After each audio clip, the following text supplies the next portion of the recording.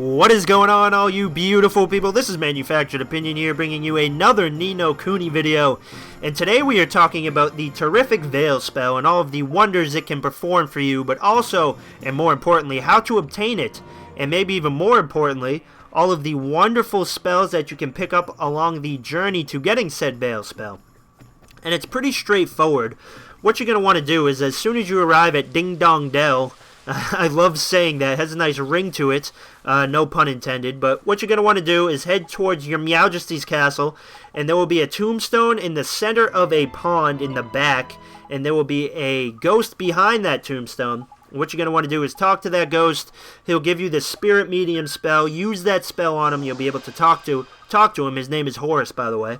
And once you talk to him, it will start the quest line, and you'll be able to see Horace in multiple locations throughout the game, and he'll have certain riddles for you to solve, and if you're able to solve those riddles, he'll give you certain spells. Now, obviously, the main focus of this video is the Veil spell, and the Veil spell is terrific if you're looking to tame certain enemies later on in the game, or more importantly, to farm experience off enemies later in the game. And I'll just give you an example. Tokos and Tokos.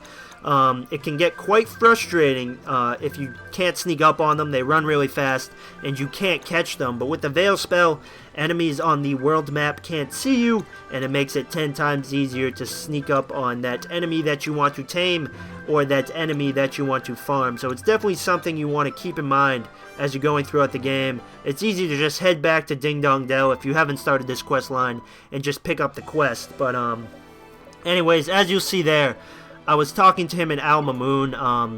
I found him pretty much all the way through the Alma Moon quest line, so when you're about to head over to Castaway Cove, check near the milk fountains in Alma Moon, and Horace should be there, and he'll give you this fairy tale about a lion and a serpent and a few dragons, and I think he asks you what the smallest dragon is, like there's actually small dragons, and I think it's the smallest dragon. I don't remember. I did this a long time ago, but the answer is the Dragon of the West.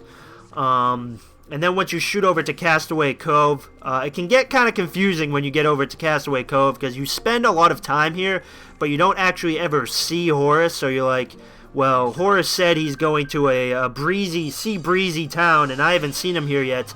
It's only until after you get the ship that Horace will arrive, which is kind of dumb in my opinion, but hey, what do I know? But what you're going to want to do is, as soon as you grab that ship, bang a 180, go back into Castaway Cove, and you'll see Horace on this bridge here, and I think he asks you to translate some, I'm going to call it Ni No Kuni language script. I can't pronounce the regular name, but it's the finest fibers. You can actually see it. If you look in the wizard's book, you can see it on his robes there. You just translate that, and it translates into finest fibers. And then he tells you that he'll jump into the hull of one of the ships, and you'll actually meet him at the ferry grounds next. So once you reach the ferry ground, you go through a few cutscenes. Trippy will go through his emo stage, and his bipolar stage, then his coming to terms with his mom stage, and then eventually you will reach Big Mama, and you'll go through a cutscene with Big Mama, and the game doesn't call her Big Mama, that's just what I call her. But after you talk to Big Mama, when you climb down the ladder, you will find Horace again. He'll be right in front of you, probably the easiest location to find him in.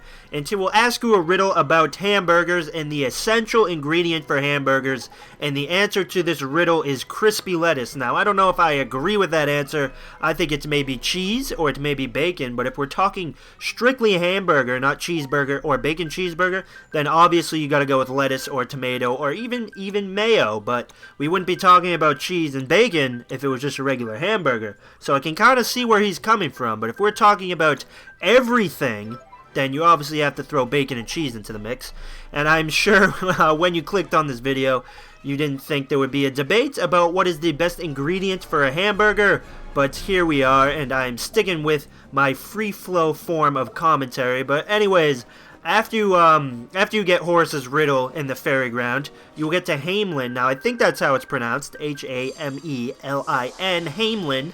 Once you get there, as soon as you reach the town, you will see Horace right on the balcony there, he asks you a question about how many machines are in a certain picture. The answer is 5, and that is pretty straightforward right there. And then after you reach after you talk to him in Hamelin, it will be a little while before you finally meet him again in Yule. Now, once you reach Yule, you're going to want to head all the way to the back of the town from the only entrance you are allowed access to. Now, what I mean by that is as soon as you reach Yule, there will be one location that is locked, and you have to fly around to the other side, and you will be granted access through that side. From that entrance, you're going to want to head all the way to the back of the town, and there will be a house with Horace residing in it, and he's kind of in a corner being creepy. I guess he's a ghost, so being creepy just kind of comes second nature, but he's kind of near a plant, and it looks like he's doing some weird things to the plant, but it's part of the riddle, and the answer to the riddle is Blizzard Bloom. And speaking of Blizzard, I have 2 feet of snow coming my way, so that should be a lot of fun. But after you solve that riddle, the final location that Horace is in is Perdida, and that final location is where you will find your Veil spell. And like I said earlier on in the video, the Veil spell is perfect if you're looking to farm certain enemies that run away fast, or you're looking to tame lower level enemies that run away fast. Just throw up the Veil spell, and you'll be able to sneak up on those enemies a lot easier and save yourself a lot of time. So I'm going to leave you guys with the final part of this video. I hope you enjoyed it. I hope you found it informative. Like I said, the Veil spell has helped me tremendously farming Tokos and Tokos. Definitely saved me some time. So I'm hoping that this does the same thing for you guys. I hope you're enjoying Ni No Kuni as much as I am. And as always, everybody, enjoy life, and I will be talking to you later. Bye-bye now.